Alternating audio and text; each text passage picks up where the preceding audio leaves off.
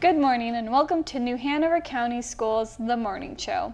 I'm Shannon Maines. And I'm Dylan Grace. This is the week of March 23rd through March 29th. This week, the running topic of our show is nutrition. There are two key components to being healthy: eating right and exercising. We have special segments today that will hopefully have you on the path to forming good and nutritious eating habits. In addition, we have A-plus teachers. We sat down with Winter Park's Elementary Teacher of the Year, Walza Jackson. He shared a little about himself and his teaching methods. And we have a new episode of Green Revolution. This week we learn how biodegradable material can be used to produce power. It's going to be a fantastic show, but for now let's check in with our news anchor who is standing by with your first look at your school news. Good morning. Good morning, Shannon and Dylan, and welcome everyone to your school news here on The Morning Show. Topping the headlines this week: 26th Annual Best Foot Forward, a big success.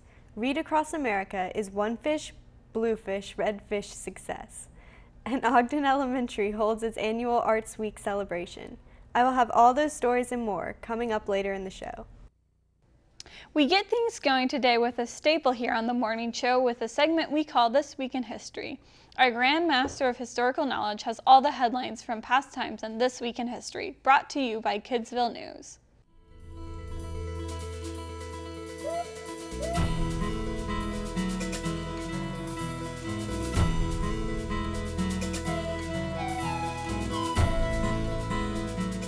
Welcome to This Week in History. I'm your historical host, Jacob Treemstra, covering all the colorful and amazing events that have left their mark on history's timeline. This is the week of March 23rd through March 29th. March 23rd, 1999. Best-selling author Thomas Harris delivers his 600-page manuscript for his new novel, Hannibal, to Delacorte Press.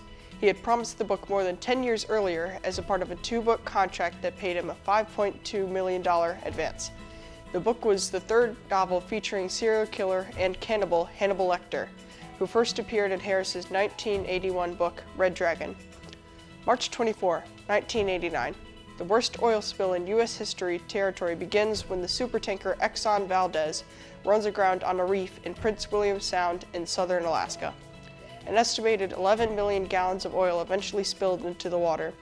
Attempts to contain the massive spill were unsuccessful, and wind and currents spread the oil more than 100 miles from its source. March 25, 1911. In one of the darkest moments of America's industrial history, the Triangle Shirtwaist Company factory in New York City burns down, killing 145 workers. The tragedy led to the development of a series of laws and regulations that better protected the safety of factory workers. March 26, 2008. The Ford Motor Company announces the sale of its Jaguar and Land Rover divisions to the Tata Group, one of India's oldest and largest business conglomerates, for some $2.3 billion. It was less than half of what Ford originally paid for the brands. The sale came at a time when Ford, along with most of the auto industry, was experiencing a sale slump as a result of the global economic crisis. March 27, 1775. Future President Thomas Jefferson is elected to the Second Continental Congress. Jefferson, a Virginia delegate, quickly established himself in the Continental Congress with the publication of his paper entitled A Summary View of the Rights of British America. Throughout the next year, Jefferson published several more papers, most notably drafts and notes on the Virginia Constitution. Finally, your weekend history tidbits. March 28, 1979. The worst accident in U.S. history of nuclear power industry begins when a pressure valve in the Unit 2 reactor at 3 Mile Island fails to close. Cooling water, contaminated with radiation, drained from the open valve into adjoining buildings, and the core began to dangerously overheat. March 29, 2005. After a year-long negotiation process, the Walt Disney Company ends its productive but sometimes contentious relationship with Harvey and Bob Weinstein, the founders of Miramax Films. That's This Week in History, your ultimate source for those key moments in time. I'm Jacob Treemstra. Thanks for stopping by. This Week in History is brought to you by Kidsville News, a fun and effective learning resource for children, teachers, and parents. It features school news, information, and local community events while promoting literacy and the development of good reading habits, character traits, and study skills in young children. And Kidsville News is always free. Copies are delivered every month to every elementary school in the New Hanover County school system. And join us again next time for another journey through time as we explore the fun, fascinating, entertaining, and educational facts that make up This Week in History. Now don't go away. We'll be right back.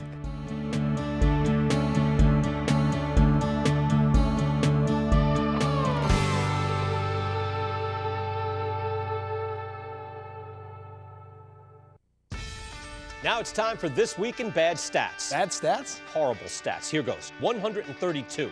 That's how many batters struck out 4 times in one game last season. Wow, very good. Here's a tough one, though. 3 and 4. No idea. That's how many kids witness bullying. 3 out of 4. That's not a good stat. No, it's not, but it can change. Kids want to help, but they don't know how. Visit stopbullying.gov and give them the tools they need to help prevent bullying. There are plenty of safe ways kids can help at stopbullying.gov. Welcome. I understand you need a little help with your mortgage. Want to avoid foreclosure. Smart move. Candy?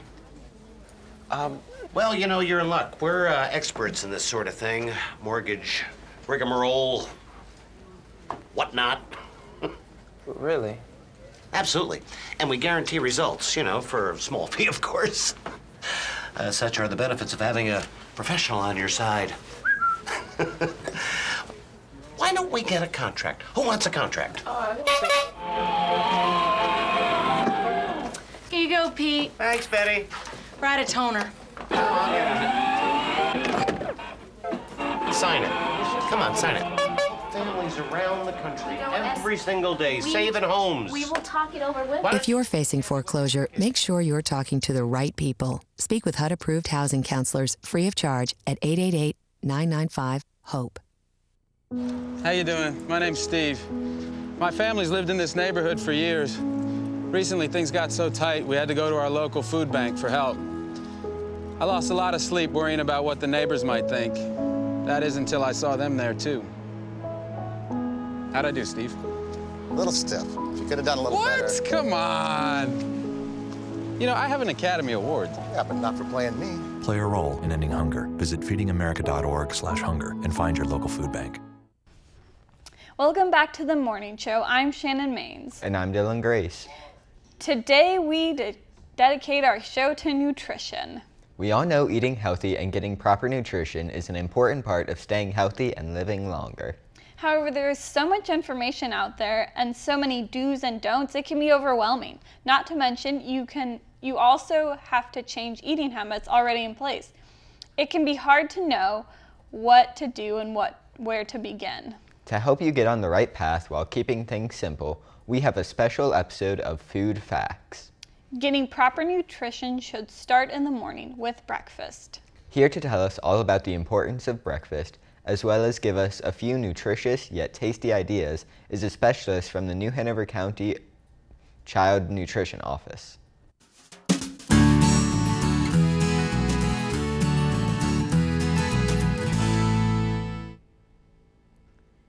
I'm sure most of you have heard at some point in time that eating a healthy breakfast is important.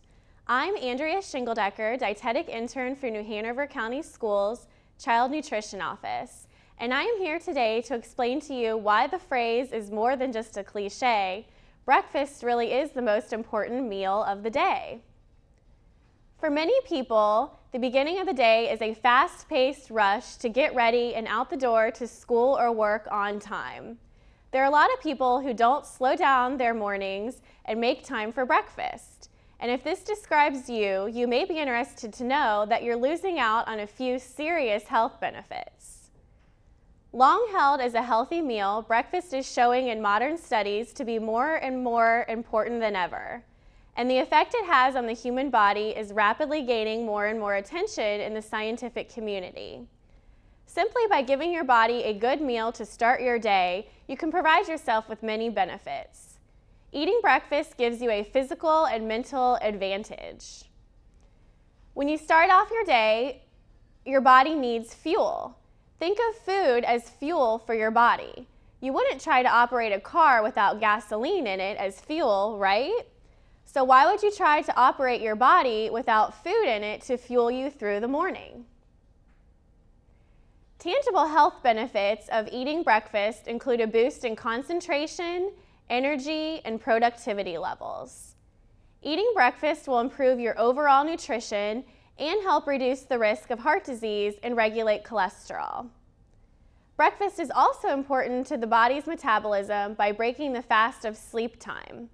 Long-term fasting does not allow you to produce the enzymes needed to metabolize fat to lose weight. In fact, studies have shown that people who regularly consume breakfast weigh less than those who skip breakfast. To make the most of your breakfast, it is important to choose healthy options and not meals loaded with fat, sugar, and calories. Try to avoid unhealthy choices like donuts and high-calorie muffins.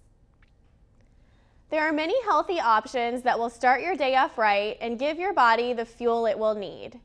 In addition, adding a little lean protein to your breakfast may be just the boost you need to help keep you feeling full until lunchtime. Here are some high-protein, high-fiber breakfast meals you can easily prepare for yourself. The first is an egg white sandwich that can be quickly prepared in the microwave on whole grain toast. You could also make scrambled egg whites inside a whole grain tortilla with salsa as a topping, like a breakfast burrito. You could have Greek yogurt with some fruit.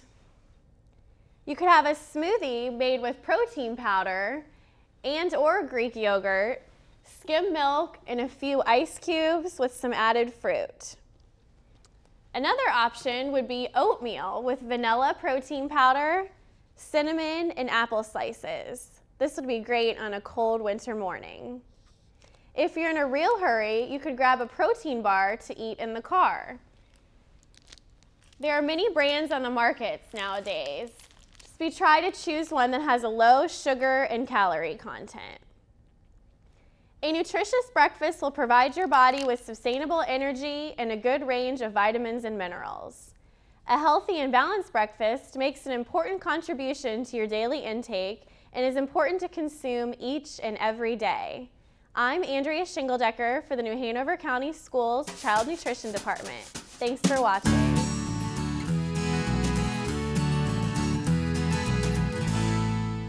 Thanks for all that great information, Andrea.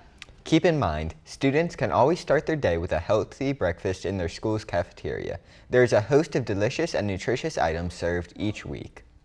All right, it's time now to send it over to our news desk for more Your School news and our news anchor who is standing by. Good morning.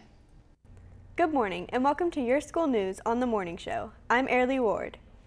New Hanover County is known for its thriving and magnificent performing arts, and no show is grander than Best Foot Forward.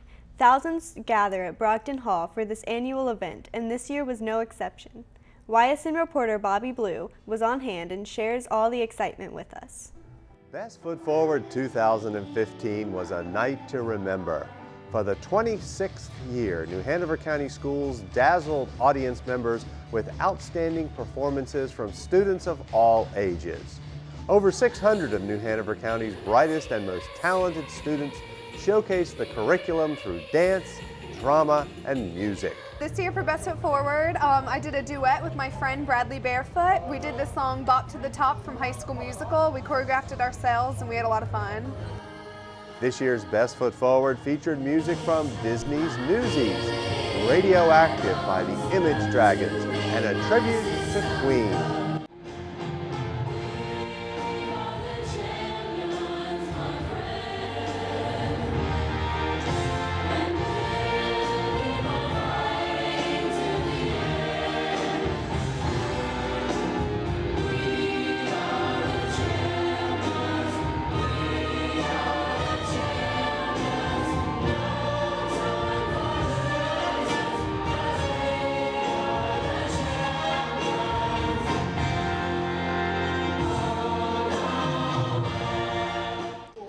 This year's showcase featured 18 acts offering up something for everyone.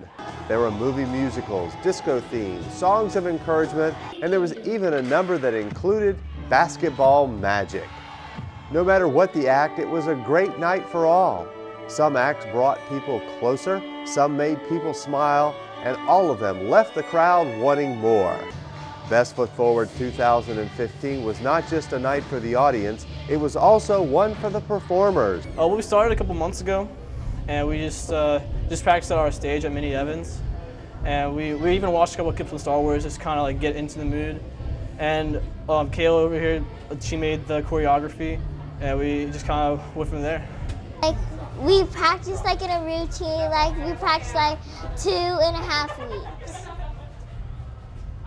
As one of the county's premier art events, Best Foot Forward not only entertained those in the audience, but it was also a magnificent learning experience for the student performers and a real showcase of the talent within our school system. Reporting for Your School News, this is Bobby Blue. National Read Across America Week is an exciting one for schools in New Hanover County. This is the largest reading event in the nation. All across the country and in this county were books being read and celebrated. This date also marks the birthday of Dr. Seuss as well. Students at Ogden Elementary honored the great Dr. Seuss and Read Across America Week by having green eggs and ham for breakfast and listening to their favorite Dr. Seuss stories read by guest volunteers. One of Shannon Freeman's Read Across America guest readers was Wilmington Police Department Chief Ralph Evangelos. The book he read to fourth graders was Oh, the Places You'll Go by Dr. Seuss. Whitney McDaniel's first grade class at Holly Tree Elementary School celebrated Dr. Seuss's birthday by dressing up as their favorite Dr. Seuss character. Williams Elementary fourth grade class read The Cat in the Hat. Ashley High School JROTC students traveled to Anderson Elementary to read to the students. And WECT news anchor John Evans visited Forest Hills Elementary to read to the first grade class. National Read Across America Week is helping kids to enjoy reading and help spread the love of reading all across the nation. Isaac Bear Early College High School has been selected as North Carolina's winner for the ACT College and Career Readiness Campaign in the high school division. Only one student, one high school, one community college, and one employer was selected from North Carolina. Isaac Bear will be recognized at the State Board of Education meeting on April 2nd, 2015, and will go on to compete with winners from other states for national honors.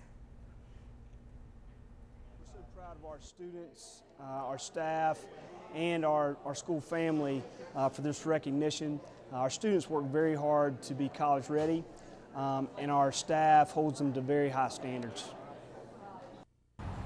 In collaboration with the North Carolina Department of Public Instruction, ACT has continued their annual College and Career Readiness campaign to celebrate achievement and create awareness around the goal of college and career readiness for all. North Carolina is one of the states who have been asked to participate in this program. The Celebrating Achievement component of this campaign provides an opportunity to recognize exemplary college and career readiness efforts of one student, one high school, one community college, and one employer from each of the participating states. For all of the latest on New Hanover County Schools, join us weekdays at 5:30 p.m. here on Time Warner Cable Channel 5 and Charter Cable Channel 191. For Your School News, a complete half hour of all the latest news and information from New Hanover County Schools. Now back to our hosts. Thanks. Each month we are thrilled to spotlight an individual school's Teacher of the Year. In this segment titled A+ Teachers, we take the time to get to know a little bit about the teacher's background and get an understanding for their teaching, for their philosophy of teaching that earned them their school's honor of Teacher of the Year. This morning we feature Winter Park Elementary School Teacher of the Year, Wanzella Jackson.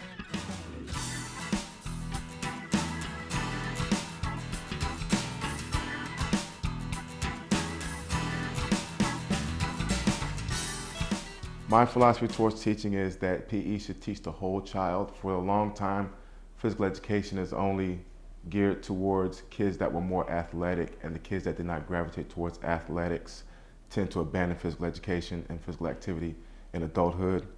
And what I want to try to do is get these kids to realize how important it is to be physically active for their whole life. What I want to do as a PE teacher is show them how fun physical activity can be through cooperation, games, and sports, and focus more on the fun and the activity and not the athletic ability. I come from a family of teachers. Most of my family members were classroom teachers. My mother taught, my father taught, grandmother. So teaching runs in the family. Being more into athletics and into sports and activity, physical education was just a natural thing for me to get into. I received my Bachelor of Science from South Carolina State University. I've always been an active kid, so getting into physical education was just a natural transition for me. I've been teaching in Hannibal County Schools for 22 years. I belong to several physical education groups online. When I'm able to, I attend physical education leadership training courses, North Carolina AFER conventions. I conversate a lot online with a lot of teachers from across the country. It may sound biased, but I just think that PE teachers are the most innovative teachers in the profession.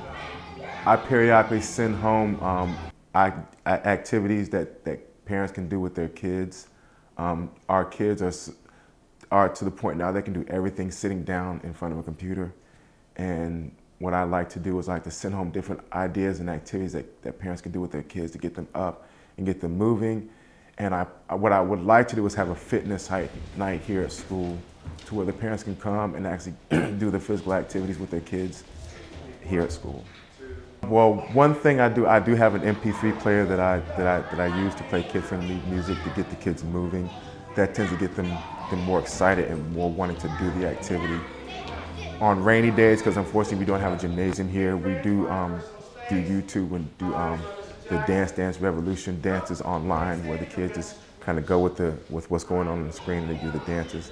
And what I also like to do is I want to write a grant to try to get some DDR equipment where the kids can actually do the Dance Revolution movements during PE class. I think they really enjoy that.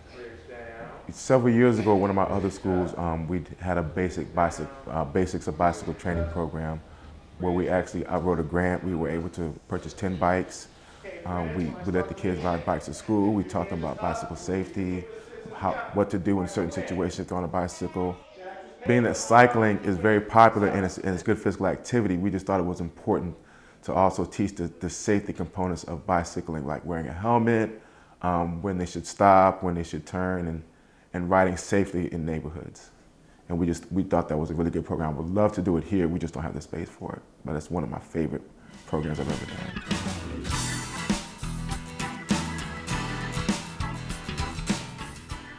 Thanks, Mr. Jackson. We have so many great teachers here in the New Hanover County school system.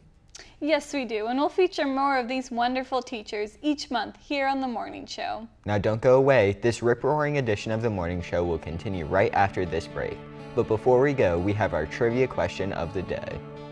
When people hear the word calcium, one of the first things most people think of is milk. However, milk isn't the only source of calcium. Many other foods contain calcium, which is necessary to our health. Our trivia question today asks, which of the following foods contain large amounts of calcium? A, apples, B, bread, C, chicken, or D, almonds? We'll have the answer when we return.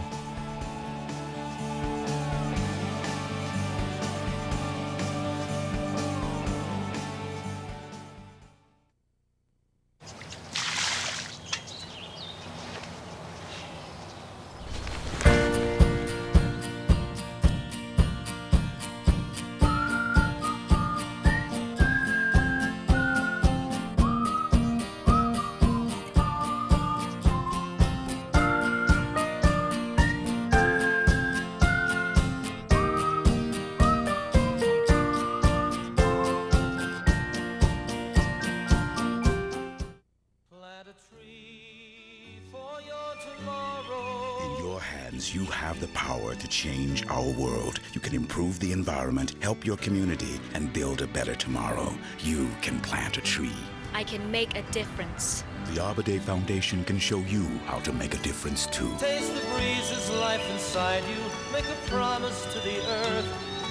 You can plant and care for trees, help your community forestry program, and support Tree City USA, where you live. And meet some great people, too. We did this together. Be a force for change. Get involved. Plant trees. This is something positive I can do. For more information, write the National Arbor Day Foundation. Plant a tree, trees for America. Plant a tree today for all the world to share. This is Lands and People, your passport to the world. The Commonwealth of Australia is located in the southern hemisphere between the Indian and Pacific Oceans.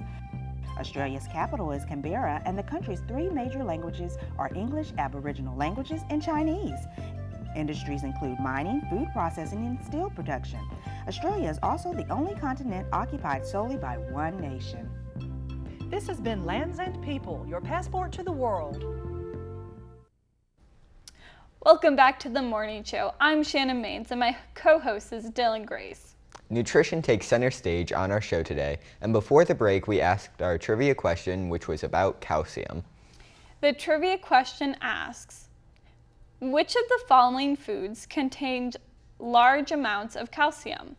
Is it A, apples, B, bread, C, chicken, or D, almonds? And the correct answer is D, almonds. Almonds contain nearly twice as much calcium as milk. Calcium not only helps build strong bones, but can also help prevent colon cancer and promote healthy gums. Calcium can also help prevent type 2 diabetes. Other good sources of calcium besides almond and milk are dark leafy greens like spinach, kale, and collard greens, soybeans, and sardines. Almonds don't just have calcium, they can also help protect artery walls and lower the risk of a heart attack by promoting healthy blood flow. The one downside to almonds is that as well as being high in good nutrients, they are high in fat. While it may not be as bad as junk food fat, eating too many can be unhealthy. Like all foods, eat them in moderation.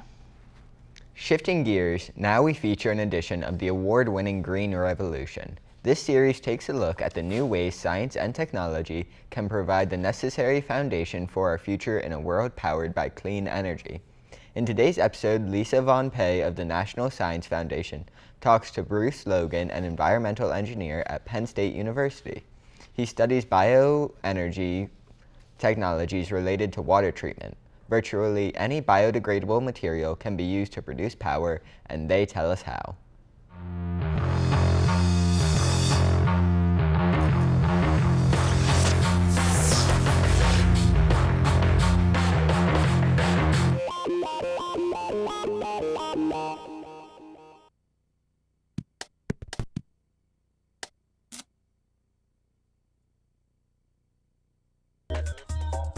Water is one of the most important things on Earth. We all need it, we all use it. I mean, life wouldn't exist on this planet without water. So we put a lot of energy into trying to figure out how to make sure water is clean and available when we need it. What if we could use dirty water to clean itself and make electricity? Then all this stuff we don't want could be used as fuel to get what we do. Researchers at Penn State University are looking to see how little creatures that can munch on waste could someday make a big difference by generating electricity.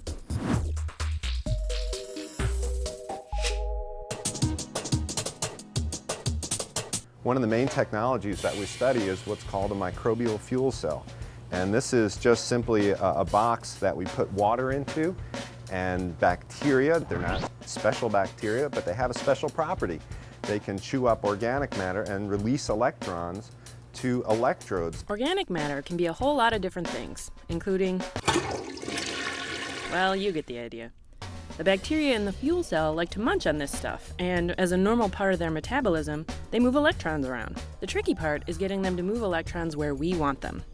In this case, we force the bacteria to move electrons to these carbon bristles. Eventually, the electrons build up and push each other across a circuit, powering a fan or a light bulb or whatever you want. The end product is to break down the organic matter and to produce harmless water. So we're taking stuff we don't want anyway, and with the help of bacteria, turning it into electricity to clean water. And all without any pollution or emissions. So I see you have a lot of wires strung across your lab benches here. What do you do with those? Each pair of the wires connects up to one of these reactors, wired into this multimeter, which collects data from all these reactors. So you can put different bacteria in each of these and determine which one is giving you the most energy production? Right, we could have put vinegar in this one, banana peels in this one, or whatever you'd like in each reactor. And we're looking for those super bacteria, ones that are capable of producing very high current densities. So in the lab, you're obviously studying something in a really small scale. How do you go about learning enough about it to do something that we might be able to use in our houses? Well, we can study a lot of these systems at very small scales. It allows us to very quickly determine what factors affect power generation. But we then have to understand what factors change when you make them larger. So we go from these smaller reactors to slightly bigger reactors, and then reactors maybe the size of this bottle to bigger reactors like this. So it takes a lot of time and a lot of different studies on a bunch of scales to really understand how these things work. So the potential for bigger and better fuel cells in the future is definitely there. And it's starting already. Bruce and his team have set up a couple of these reactors, this time as big as refrigerators, to make electricity for treating the wastewater of a winery in California.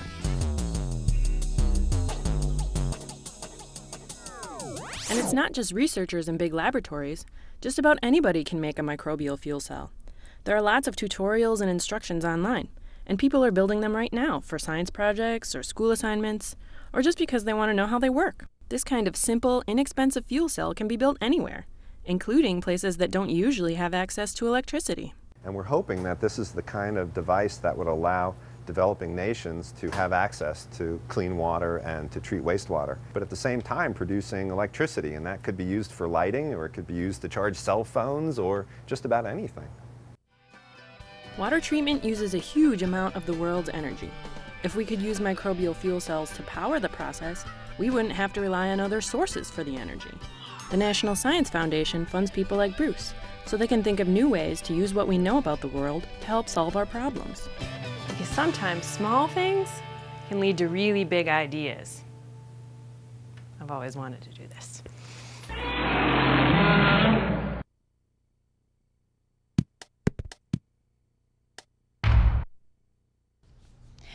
Now, if you'd like to watch this video again or learn more about discovering energy, you can visit the website www.nsf.gov/greenrevolution. All right, it's time now for this week's lunch menu. This is the menu for Monday, March 23rd through Monday, March 30th.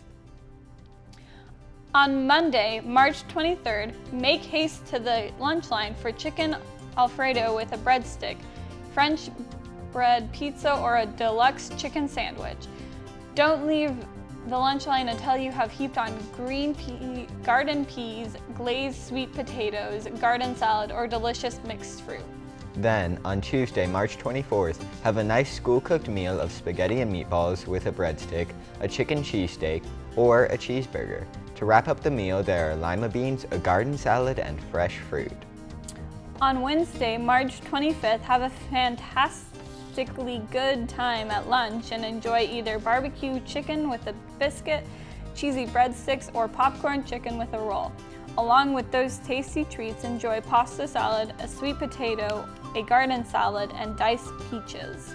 On Thursday, March 26th, lunchtime is fun time as you dine on either a turkey club sandwich, egg rolls with fried rice, or a pepperoni pizza hoagie. Choose from an assortment of side items including oriental vegetables, a garden salad, and fresh fruit. Then on Friday, March 27th, end the week on a high note and chew down on fish nuggets or macaroni and cheese. Each entree comes with your choice of a roll or cornbread muffin. In addition, there are fantastic sides of tomato and cucumber salad, a garden salad, and applesauce. Finally, on Monday, March 30th, you are sure to enjoy your lunch as you decide what you'll be eating because it is the first day of spring break. Remember to have fun but eat healthy while you're off from school. And there you have the lunch menu for the week. Don't forget, you can also start your day off with a healthy and hearty breakfast at school. We now have an outstanding segment of The List, which fits right in with our nutrition-themed show. In The List, our host looks at a unique top 10 list which is informative and entertaining. From animals to food to entertainment and education, each episode counts down 10 items that are tops in their categories. This week, we will be shown the top 10 surprisingly healthy foods. Follow along and see if you agree or disagree with the list.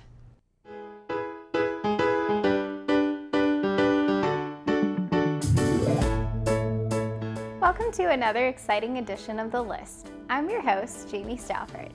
We all know that some of our favorite foods may not be very good for us, but we eat them anyway. But what if I were to tell you that some of the foods that you wouldn't suspect to be healthy were better for you than your favorite fruits and veggies? Let's start the countdown to the top 10 surprisingly healthy foods. At the tippy top of the list this week are chili peppers. Chili peppers are a spicy pepper that is used in a lot of Spanish cooking. Some people love the kick that they add to a dish, but what's even better is that they have more vitamin C than a large orange. They actually contain more than any other food, enough for your daily average allowance per pepper. Coming in at number 9 is horse meat. Okay, so maybe this isn't something that you would want to eat here in America, but in other countries, it's like their tuna. It's the most lean meat you can buy, and it's far cheaper than beef, pork, or turkey. Plus, all that lean meat is a great source of protein. At number 8 on the list is watermelon. A well-known summer treat, watermelon has been enjoyed by everyone for centuries. Despite leading health officials' belief that watermelon does not have enough nutrients because of all the water in it, it actually has more iron in it than spinach. Take that, Popeye. Taking the number 7 spot are almonds. Nuts in general are good for your health, and vegetarians use them as a protein source. But almonds are the best source of vitamins, unsaturated fats, and fiber out of all of the other nuts. Just make sure to get the no salt kind. Coming in at number 6 is basil. Basil is used as a seasoning in a lot of dishes, and sometimes a garnish, but this leafy herb is so much better than oregano or parsley because it has obscene amounts of vitamins A, K, and magnesium. Just don't overdose on this stuff. It has a really strong flavor. Right guys, we're halfway there. And the number 5 spot is honey. That sweet, sticky sauce has more health benefits than you think.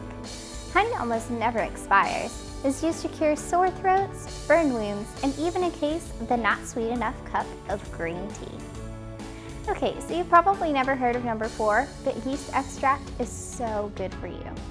This stuff looks disgusting, but it has amazing health benefits. It's vegetarian, contains vitamin B, and has the same amount of protein as chicken. Kinda makes it worth the yucky appearance, huh? Coming in at number 3 is soy sauce. Yes, soy sauce. As long as you get the low salt kind, soy sauce is full of vitamins and minerals and is a great source of antioxidants. The next time you order Chinese, slather the stuff on it, and maybe it will undo all the wrong that fried rice does to your body. Maybe. This week's number 2 spot goes to caviar. Since it is a fish product, you get all the health benefits of the aquatic creatures, but you also get vitamin B12 and raw omega-3s. So go ahead and spend your whole paycheck on this stuff. It's good for you. Finally, drum roll please, number 1 is chili powder. Okay, so I know we've already put chili peppers on the list, but the fact that processing and grinding the stuff into a powder still doesn't take away the nutrients is pretty amazing. It has all the benefits of chili peppers, but in shakeable form. Everything can surprise us if we let it, and these 10 foods are no exception. Who knew that caviar actually is a justified purchase? Who knew that soy sauce has vitamins? Well, that's it for this week's Top 10. Join us next week for another exciting edition of The List.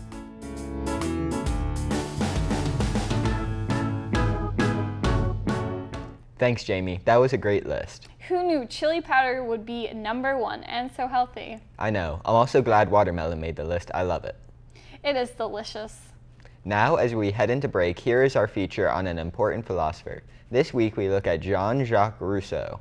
This segment was written, produced, and edited by Laney High School senior Heather Johnson. Stay tuned. We'll be right back.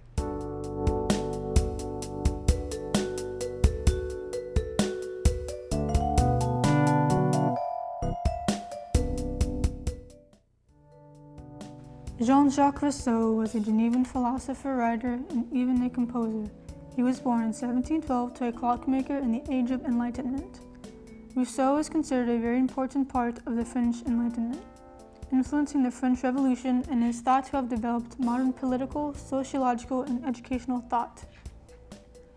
Rousseau had a negative view on philosophers because he thought they were rationalizers of self-interest, apologists for various forms of tyranny, and played a role in the alienation of the modern individual from humanity's natural impulse of compassion.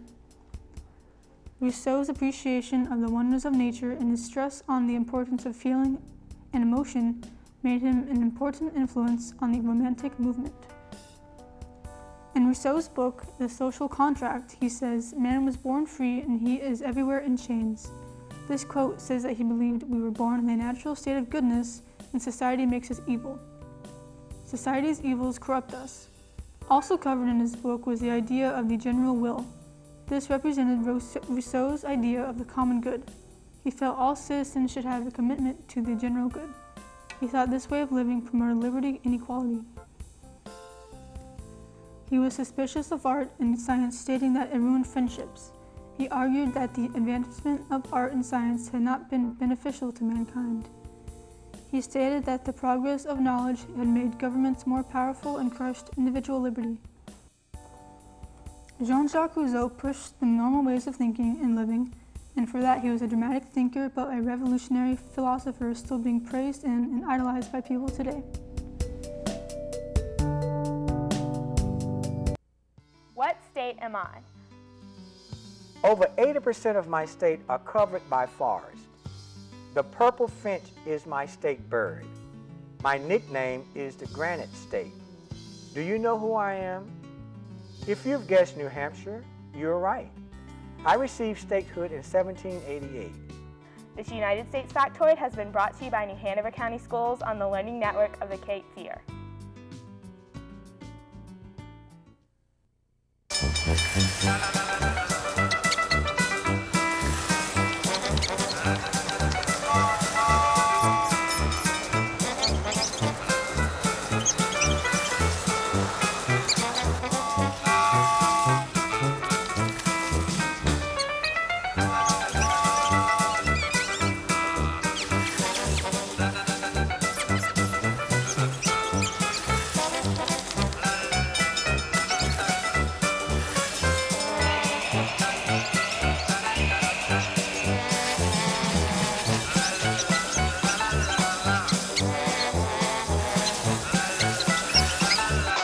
Will spend 15 minutes watching online videos like this one. Brushing for 2 minutes now can save your child from severe tooth pain later.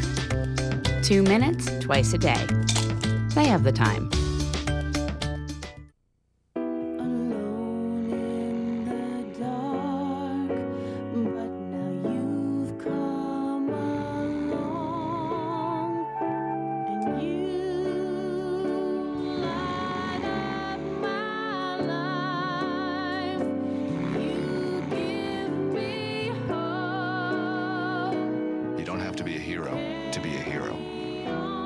Adopt a child from foster care. Just being there makes all the difference. Welcome back to the morning show. I'm Shannon Maines and my co-host is Dylan Grace. It is time for NC Happenings. Everyone should get out their pen and paper as we take a trip around the state and look at all the events taking place in the coming month.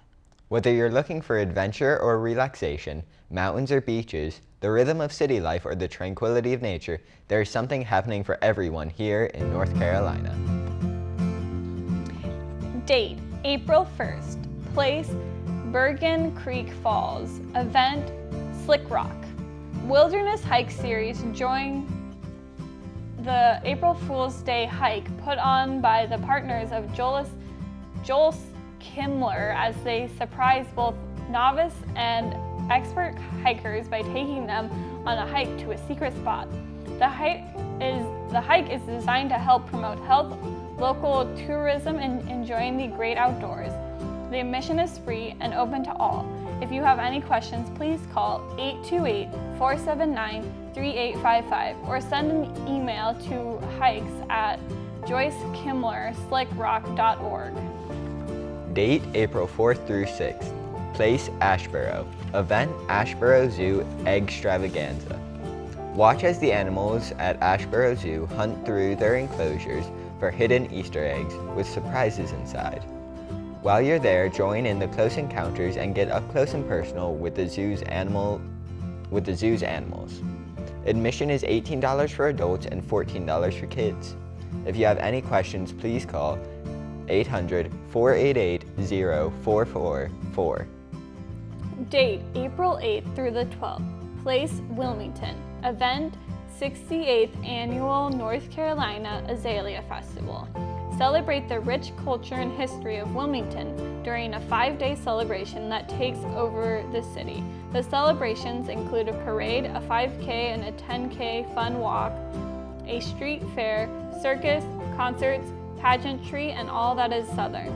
Also join Grammy Award-winning artist Nella when he performs on stage. Ticket prices vary. Visit ncazaleafestival.org or call 794-4650 for more information. Date April 12th. Place Gibbonsville. Event Food Truck Rodeo. Join food trucks from all over North Carolina as they show off their culinary creations. Everything from burgers and fries to international foods will be available for your tasting. The event has seated dining areas, entertainment, and even events for the kids. If you have any questions, please call 336-584-4060. Date April 24th through the 26th. Place Durham. Event The Art of Cool Festivals. Listen to jazz and soul music at the Art of Cool Festival, Durham's first jazz festival. Over 30 different performances will be there, including Grammy award-winning Snarky Puppy. Admission will be announced closer to the event. If you have any questions, please call 919-864-8161. If these events weren't enough for you, or you were looking for something different to do, then check out the website www.visitnc.com. Under the Upcoming Events tab, you'll be able to sort and search for something that suits your needs. It's time now for more Your School News on the Morning Show. Let's send it back to our news anchor. Thank you, Shannon and Dylan, and welcome everyone to Your School News here on the Morning Show. Students at Ogden Elementary were playing drums, square dancing, and creating logos at the school's annual Arts Week. The 5-day event featured diverse and exciting arts disciplines that challenged the students and brought out their most creative nature. We get this full report on the event from YSN reporter Britton Kilborn. The Arts Education Week at Ogden offered the students a wide variety of art disciplines designed to heighten the students' awareness of the importance of art in their lives and introduce them to a host of new art styles. The week kicked off with percussion music. Students discovered that in cultures around the world, exploration through percussion is a natural way of connecting groups and developing their motor responses. Guest artist Ed Somack, Murrayville music teacher, and a local drummer introduced the student to a wide range of instruments and musical styles. The students even got a chance to play some of the amazing percussion instruments. The secret of marketing and advertising were introduced to the students as they learned all about graphic design. They were even given a chance to design a summer art for the American Red Cross summer swimming program. At midweek, it was Grab Your Partner and Dozy-Do. The students were treated to the fun of a centuries-old art form, square dancing. Students learned that various square dance movements are based on the steps and figures used in traditional folk dances and social dances from many countries. Some of these traditional dances include Morris dance and English country dance. It was an exciting time as the students joined the professional dancers for a chance to kick up their heels and swing their partners round and round. On the 4th day, it was time for storytelling. The storyteller told fun stories about meeting pirates and a funny story told from both a boys' and girls' perspective about a princess. The students really enjoyed the opportunity to interact with the stories as they took roles to recreate the events of the stories told. Ogden's Art Week acted as a great thinking agent for the students. It allowed them to draw ideas and to really think about what is going on around them both musically and visually. Reporting for your school news, this is Britton Kilborn. Ashley Lauren Fry and Torrance Yang of John T. Hoggard High School were named among 105 other finalists for the class of 2019, the 20th class of Park Scholars.